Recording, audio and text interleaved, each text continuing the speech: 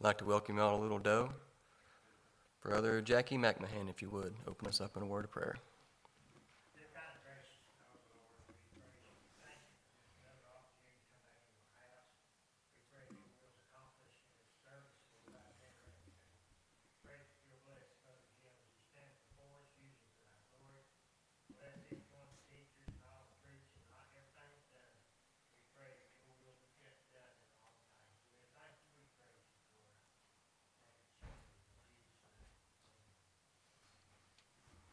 And then I'm going to ask Joe to come and lead us in a hymn.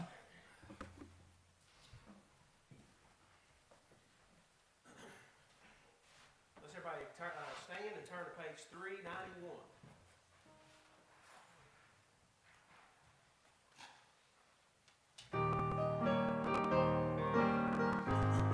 First and last verse.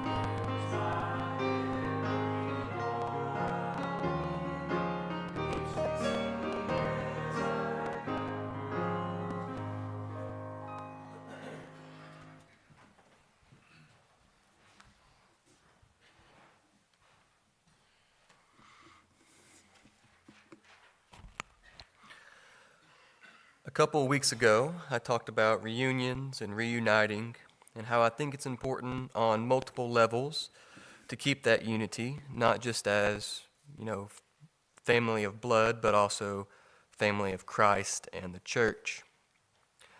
I made mention that I think if we would have stayed united, we would be in a different situation in the world as a church, and we would be more influential in the world instead of riding in the back seat.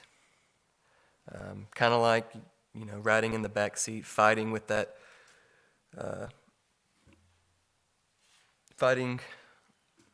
sitting in the back seat fighting, like that old car that you had that had AC, but it only had two vents and they were in the dash.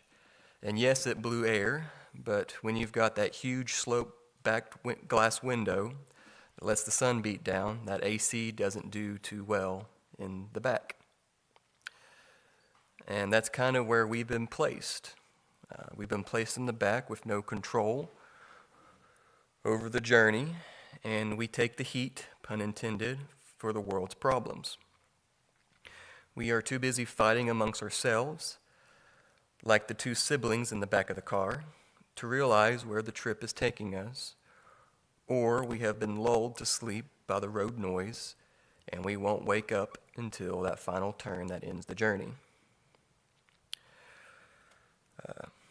We can't remain separate as a church body and allow the world's sin to grow stronger in the battle of good and evil. If you've seen any TV in the past months over the elections, you've seen it's just basically a mudslinging competition.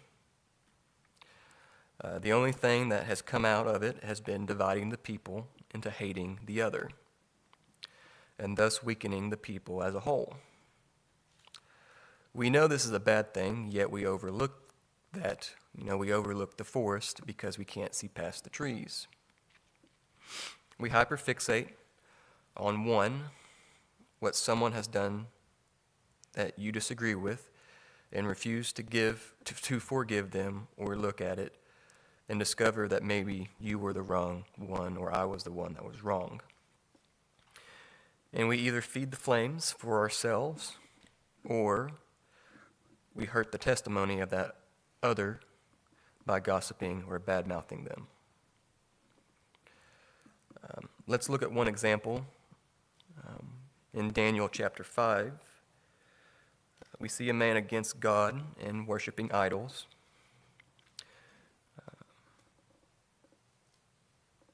This man being Belshazzar, and he was known for going against God purposely.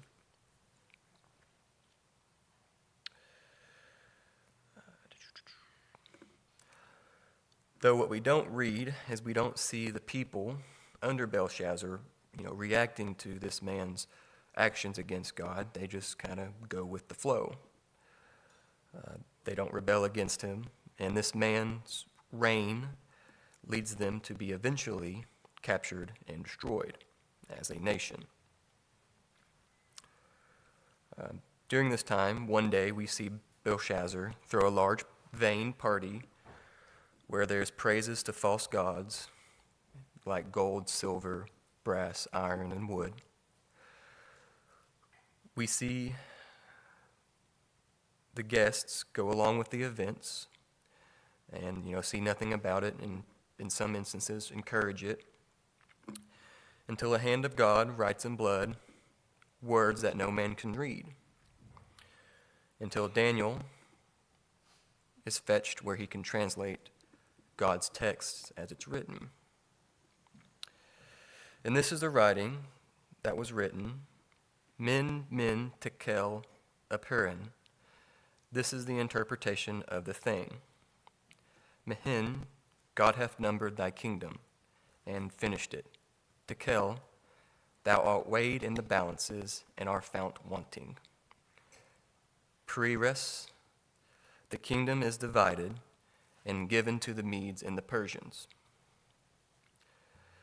This call out is mainly focused at the king, but it also reflects the nation as a whole. God hath numbered thy kingdom, and is finished. A kingdom under God will flourish, but a nation that begins to walk away from God, God will try to correct. But if we continue as a nation to walk away, God will no longer offer protection and advantages. And here we see that the nation was marked to fall and would be completely finished. Thou art weighed in the balances and found wanting. We are judged by the fruits we bear and by our actions. Nobody here can say that they are perfect and that there is a scale, that their scale doesn't tip somewhat at times away from God. But to have your sin outweigh your relationship with Christ is a very scary situation, and one I feel as a nation we are getting very close to doing. There's not much more, in my opinion, the church can let pass before we as a nation will be head over heels. Thy kingdom is divided and given to the Medes and the Persians. Thy kingdom is divided isn't a true enough statement. It is a true enough statement as it was then as it is now. If you don't believe me, just take a look around. Everyone you see is fighting over anything and everything, even as small as a parking spot. It's amazing the level of anger people will fight over for something like that parking spot. The one thing we don't seem to fight quickly or defend is God and the church. I don't see why not. Some of the best parts about fighting for God is that we're fighting for love. But we as a church and a nation are going to keep fighting amongst ourselves instead, or take a step back, and instead of fighting, just sit back into that back seat until we're given into the hands of a nation that will conquer us. Without looking back and changing, we will eventually be weighed in the balances and found wanting.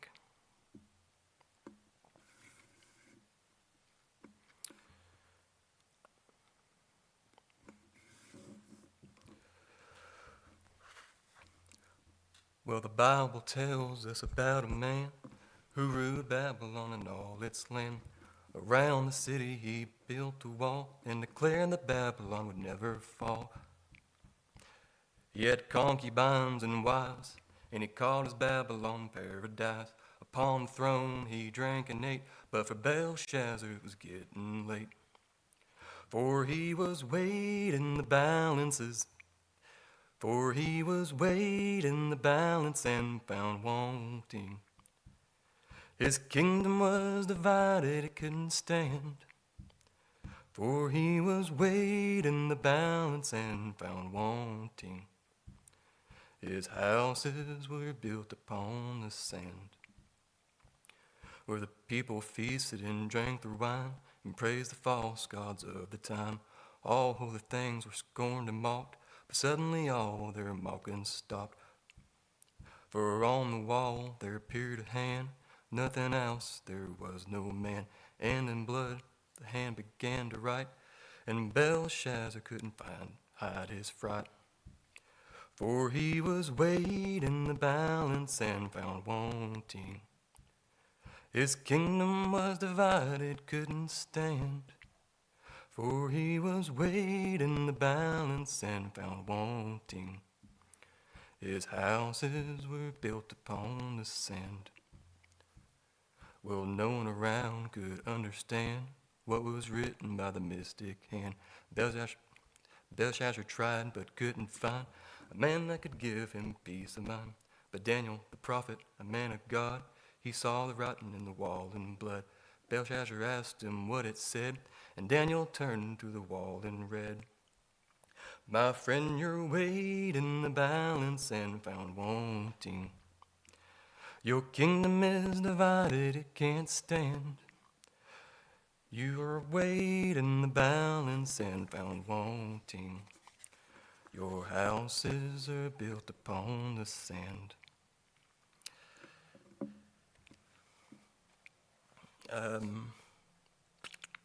Don't really have anything listed in the announcements. I guess keep in mind for school approaching, it is August. When do the kids start back? Anybody know? Brody and his girlfriend were really bad wreck on Wednesday. And got concussions and beat up, but they're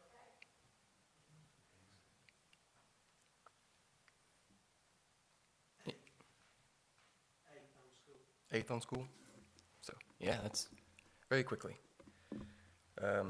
Keep me and Danielle in remembrance. Not tomorrow, Monday, but next Monday, she starts her rotation in Harlan. So we'll be packing and traveling, getting her moved up there somewhere. Brother Mike Smith's service, where he passed away yesterday, will be here Tuesday night at 6. Okay. Remember the family of Mike. Any other announcements? We've got 2 birthdays listed. On the 7th, Charles McCurry, and on the 8th, Kelly Tolley. And on the 6th, Phil and Tammy Jones celebrates their anniversary.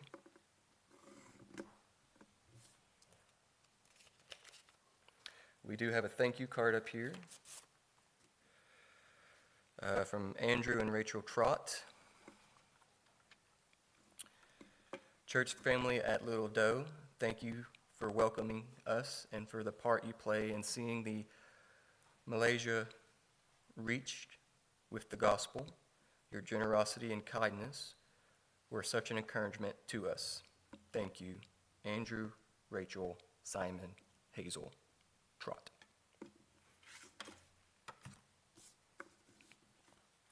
If there is nothing else, then you are dismissed to your classes.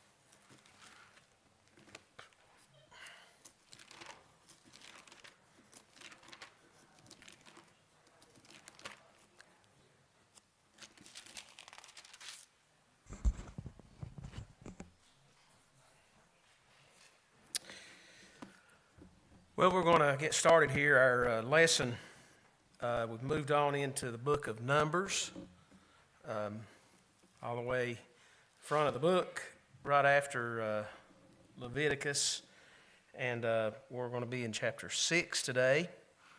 Has to do with the Nazirite vow.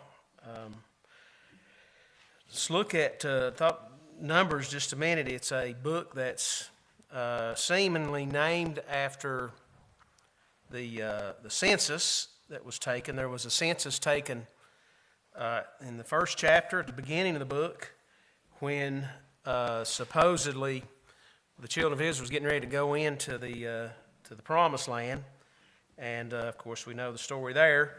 The second census is taken at the end of the book, and this was when they were getting ready to cross into Jordan 40 years later.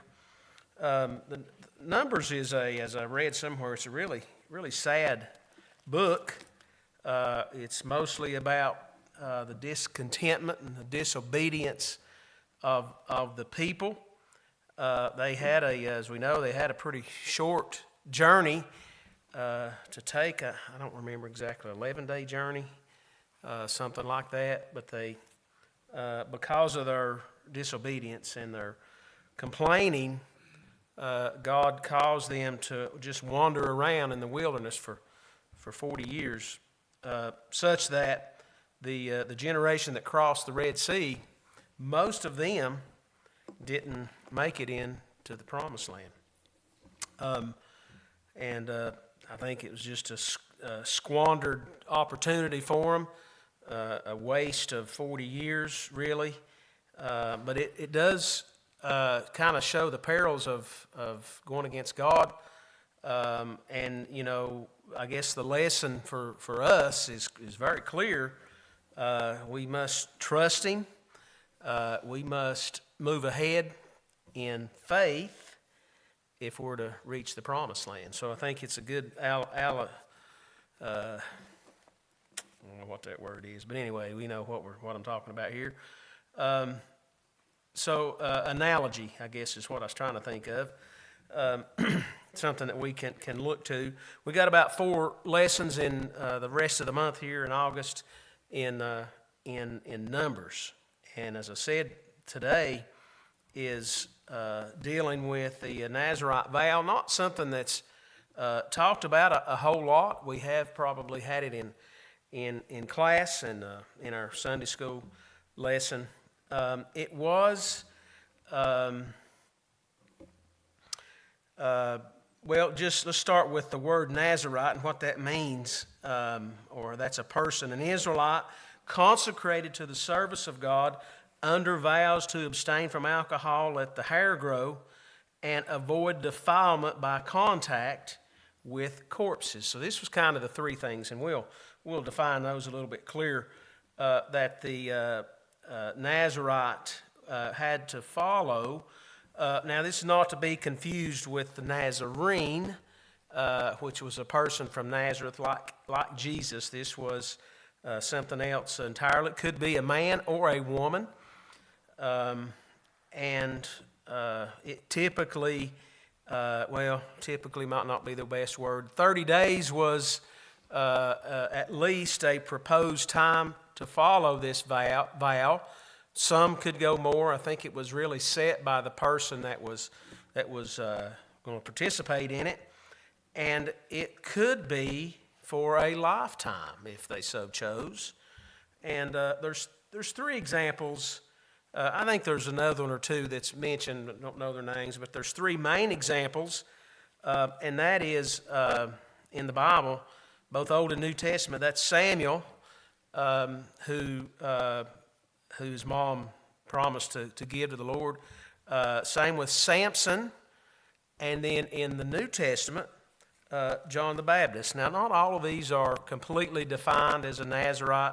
It's just that I think Samson was, and I'm going to hopefully have time at the end and look at those three and their commitment to that. One thing I will say, all three of those, their mother had trouble having children, and it just so thought that was an interesting connection. And they all three prayed to God for a child, and he granted it to them. So anyway, that's just we'll hopefully have some time at the end. I think this will not a real long lesson probably.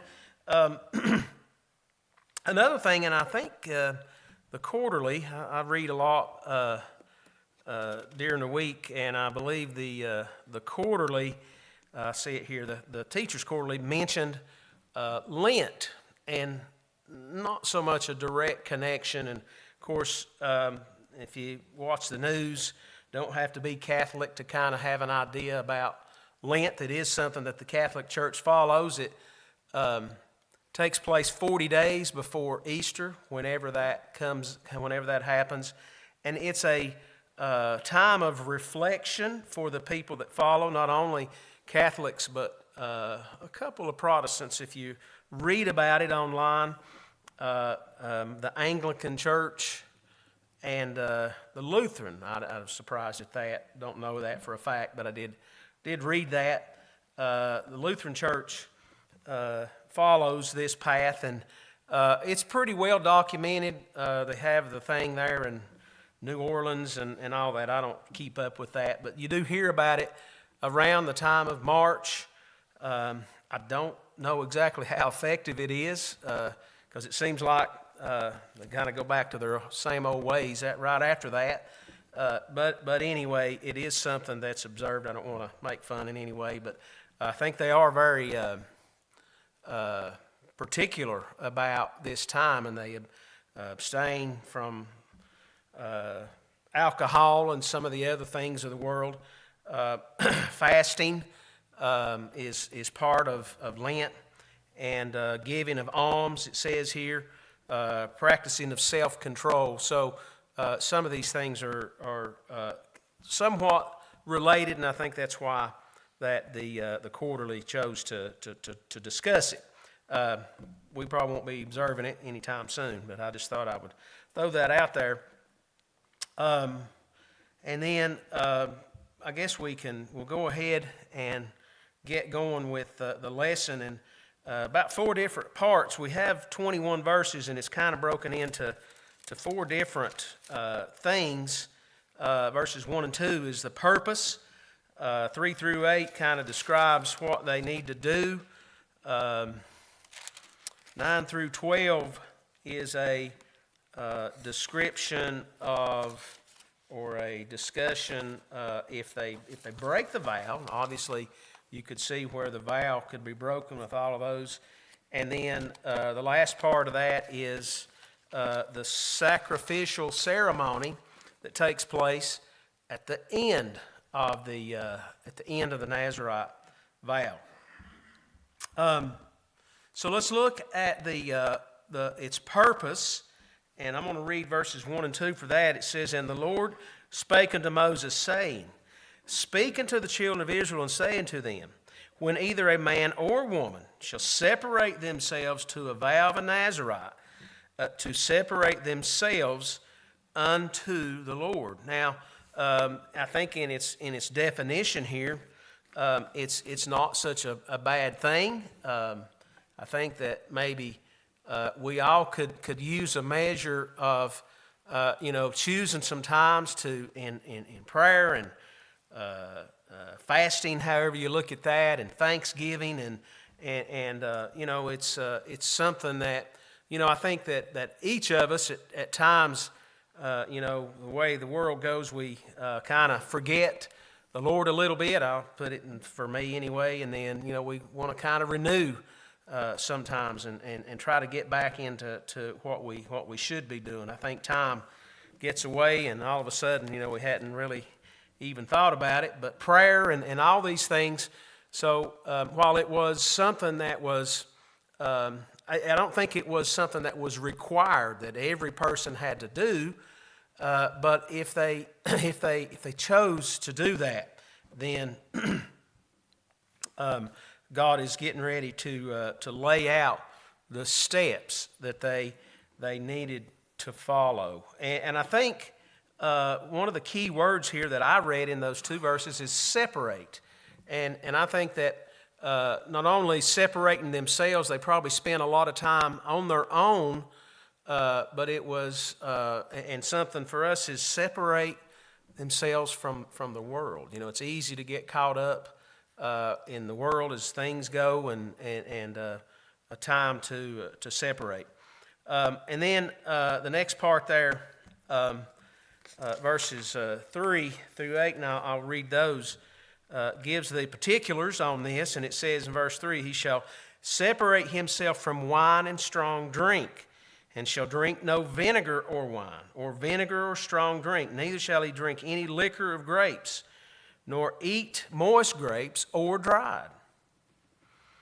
All the days of separation he shall eat nothing that is made of the vine tree, from the kernels even to the husk.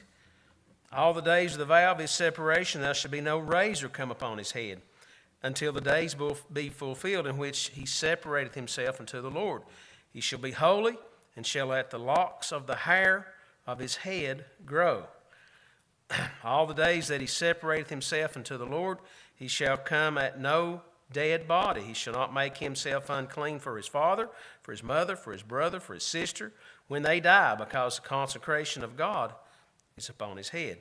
All the days of his separation, he is holy unto the Lord." So we lay out three different things. First of all, no strong drink, it says. No vinegar of wine, and then or vinegar of strong drink. Now, I'm not exactly sure. Kind of have an idea, but I think we can get the message good enough. Neither shall he drink liquor of grapes, nor eat moist grapes or dried. So not only could you not eat drink of the alcohol or the wine part, but not even the grapes. And I'm not sure why this is, other than the strong drink is more of a pleasure thing, I think, for people, and they were to stay away from that, and the strong drink was a big part of it. Also, there in verse 5, there shall no razor come upon his head until the days be fulfilled, and shall let the locks of his head grow. When I read that, I thought that's going to be pretty hard for me and the preacher to qualify for that one. Probably we might not be a good candidate because of the hair, but they were to let the hair grow. No razor would come upon the head for this whole 30 days or whatever it was. And even the beard, I read somewhere, I don't know if it was in this chapter, but I read it somewhere during the week, that they had to let the beard grow too. So facial hair, hair on the head had to be left alone. And I think it was probably more of a sign than anything to the rest of the people. There may have been some other reason, but that, this person, and I stress person because it could be, as I said, either man or woman, is following the vow, following the Nazirite vow. And I guess you could tell right away by the hair growing. And then a third part had to do with uncleanliness, especially around a dead body. And it really even goes into detail of, if your father or your mother, your sister, your brother, somebody close in your family dies, you don't really get to go mourn with them. You're following this vow, and you got to stay not only touching the person, but really even, I think it was, you got to stay clear of death. And, again, I'm not sure for all the reasoning behind this, but it's the way that God laid it out, as we see up there in verse 1, and the Lord spake unto Moses, saying. So God laid out these details. And there's other scriptures in the Bible about touching a dead body and these kind of things. And this was definitely something that they couldn't do. So you got the three things. You got the stay away from the strong drink, let the hair grow, and then the don't touch anything unclean, especially a dead body. So sounds easy enough, I guess, but as with anything, we all know that something can happen either by accident or on purpose. And I think about, I don't know, I guess the quarterly mentioned if, you just, somebody all of a sudden died and they fell on top of you or something like that, then you had to break the vow. You had to stop, even if it was an accident. I think about Samson being a Nazirite, and it plainly spells that out, and I may read that here at the end. He touched a lot of dead bodies because he killed a lot of people. I mean, he killed 1,000 men at a time with the jawbone of a donkey, and he burned a bunch of foxes by tying their tails together, things that we can't even fathom, but his strength allowed him to do all that. So he touched, and I would think that this dead body would be animals as well. I don't know that it spells that out, but I suspect that you couldn't touch anything that was unclean or dead at the time. So in verse 9, it spells out here exactly what has to happen if any man die suddenly by him. So, what's the odds of that? That's never happened to me, but if that could happen, I guess, if somebody dies suddenly and he hath defiled the head of his consecration, then he shall shave his head. That's the first thing. In the day of his cleansing, on the seventh day, he shave it. And on the 8th day shall he bring 2 turtle doves and 2 young pigeons to the priest to the door of the tabernacle of the congregation. And the priest shall offer the one for sin offering and the other for a burnt offering, and make an atonement for him. For that he sinned by the dead, shall hallow his head that same day. And he shall consecrate unto the Lord the days of his separation, and shall bring a lamb of the first year for a trespass offering. For the days that were before shall be lost, because his separation was defiled. So even if it was his own doing, I suspect that Samson had to do this a lot, or if it was by accident, he had to bring in 2 turtle doves or 2 young pigeons whatever he could get, bring them to the door, shave his head on the 8th day after that, it said, and the priest will offer one for a sin offering, the other for a burnt offering to make an atonement. And he also shall bring a lamb of the first year for a trespass offering. And then as we read there, the days that he had previously done, they're wiped away. They were lost. He had to basically start over, or she. I keep saying he. They had to start over, because those days that were null, they were nulled out, and plus do all of these things. So it was something that was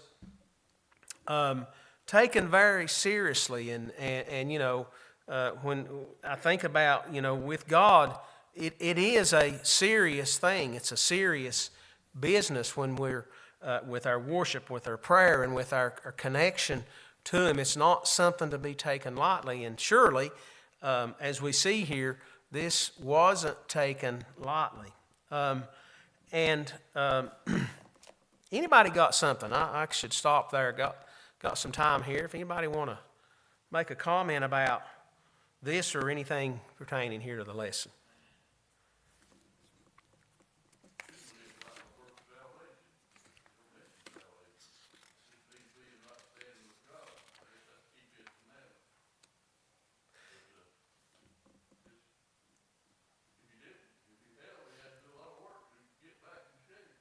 That's right.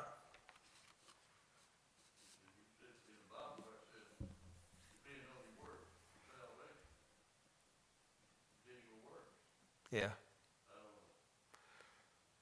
Definitely, the Old Testament and New Testament's different for sure as far as that goes, and thankful that.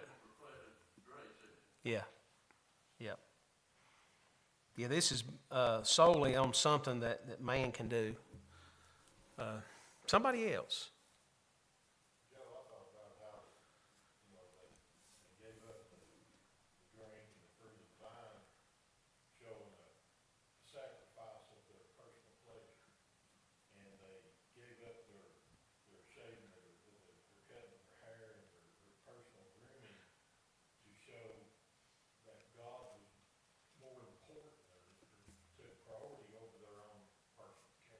Good. Yes. And God even took priority over their families. And that, you know, in the death, they stayed away from those. You know, they would anoint the bodies and they would do things as part of the mourning process. Mm-hmm. With that commitment to God, they couldn't take part in that. Yeah. So, you know, I think it was voluntary. But if you chose to make that vow, then it was fine. Yeah. And God had to be first. And I think that's true now. You know, that's what we found. I think that that's a very good point, and it was all about God and your closeness to Him and your staying away from the things of the world, and that's exactly what this typifies, I think. Anybody else? Well, after the vow was complete, there was some items that had to be brought in, including, it says here in verse 15, and a basket of unleavened bread, cakes of fine flour mingled with oil, and wafers of unleavened bread anointed with oil, and their meat offering and their drink offerings. And the priest, let's see, I messed up there. Let's go back up to 13. And this is the law of the Nazarite when the days of separation are fulfilled. He shall be brought into the door of the tabernacle of the congregation, and he shall offer his offering to the Lord, one lamb of the first year, without blemish for a burnt offering, and one ewe lamb the first year without blemish for a sin offering, and one ram without blemish for peace offerings. Verse 15, I just read the unleavened bread, the cakes. So this was separate now from the offering that he had to bring, or she, if the vow was broken. This was, okay, our 30 days or our 60 days or our days are up, and this is the ceremony that has to be. And you think about it, it was a little expensive. You had to come up with all of these parts, these lambs, ewe lambs, and lamb of the first year, and all of these things. And it had to be done in a certain way. And, we recognize that God, He lays out in order what needs to be done, and they did that. And then the priest has a job. If you look there in verse 16, and the priest shall bring them before the Lord, and shall offer his sin offering and his burnt offering. He shall offer the ram for a sacrifice of peace offerings unto the Lord. With the basket of unleavened bread, the priest shall offer also his meat offering and his drink offering. So all of these had to be done in a certain way, as we saw typically with the just with the worship time.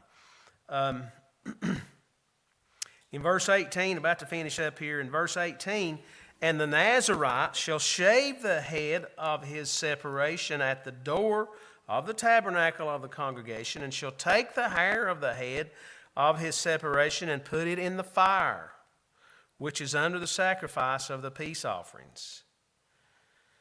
You've let the hair grow out now for 30 days or however how long, and now it's time to shave that off and lay that on the fire with the priest offering, the peace offering.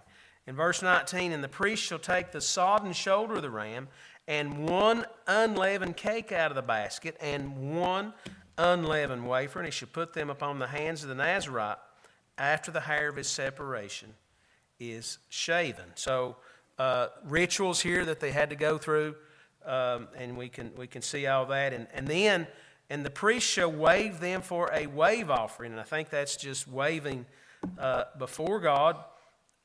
This is holy for the priest with the wave breast and heave shoulder, and after the Nazarite may drink wine. So after the vow is broken, he can do that. This is the law of the Nazarite who hath vowed, and of his offering unto the Lord for his separation, beside that his hands shall get, according to the vow which he vowed, so he must do after the law of separation. So again, it's really laid out in a way that's supposed to be done.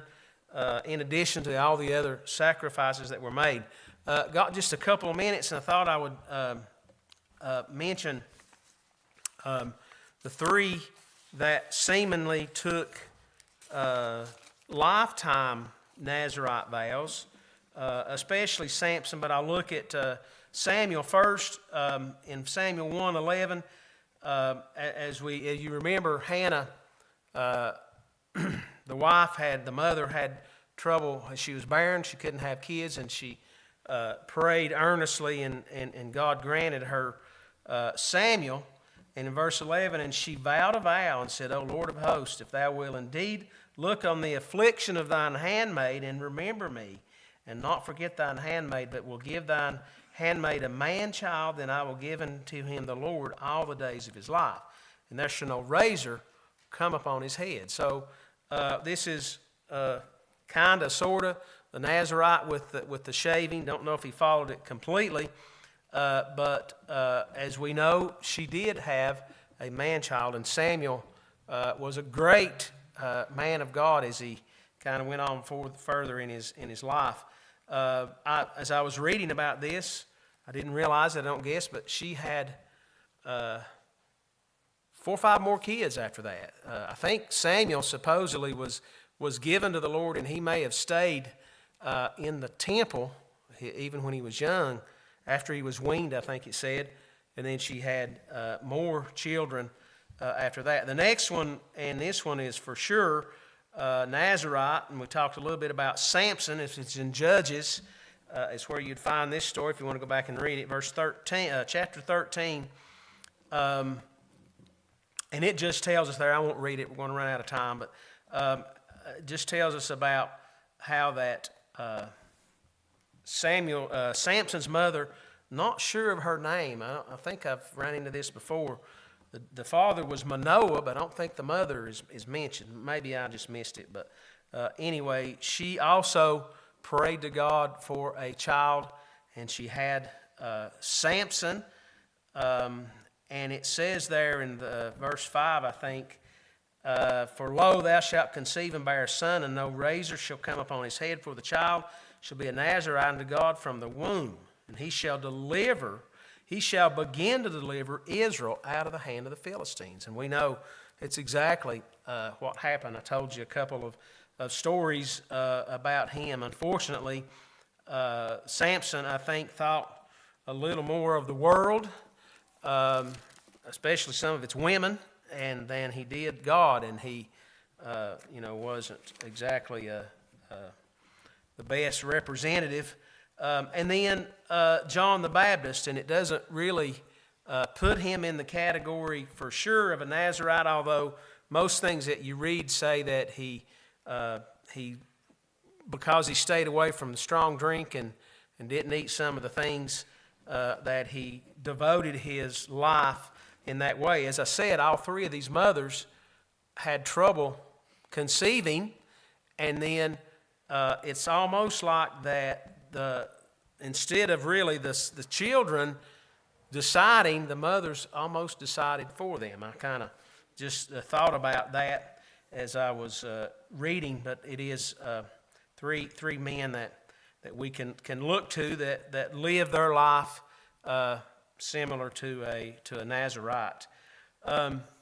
Last thing, Paul had a little bit of a say here in Romans. Didn't mention the Nazarite vow, but he does say this in Romans 12, 1 and 2.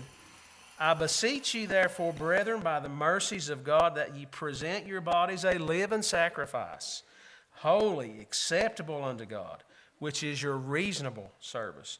And be not conformed to this world, but be ye transformed by the renewing of your mind, that ye may prove what is good and acceptable and the perfect will of God. And I think that's a verse that we ought to memorize. What a great verse that is. And while it's not mentioning anything about not cutting the hair or staying away from things, I think it is something that we as Christians should focus on as we present ourselves a living sacrifice unto God and acceptable to Him. Somebody got something else. So I think I just heard the bell. So anybody got something you'd like to add before we close out here?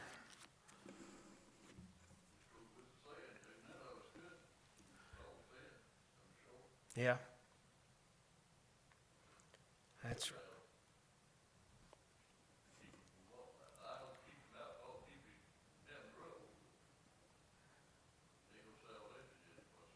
Right. Somebody else? Well, I'll go ahead and dismiss us then. We'll get into the next service. Our Father, we thank you again for this beautiful day you've given us and for all your mercies toward us and your goodness and your kindness and your love. And we're thankful for that, and we're thankful for the scriptures that you've provided for us. And as we study today, Lord, just thank you for all that you do. And may we focus on God a little more, separate ourselves from the world, I think is something that we should focus on today. And Lord, just be with us in the service to follow. And we will not fail to praise you. In Jesus' name, amen.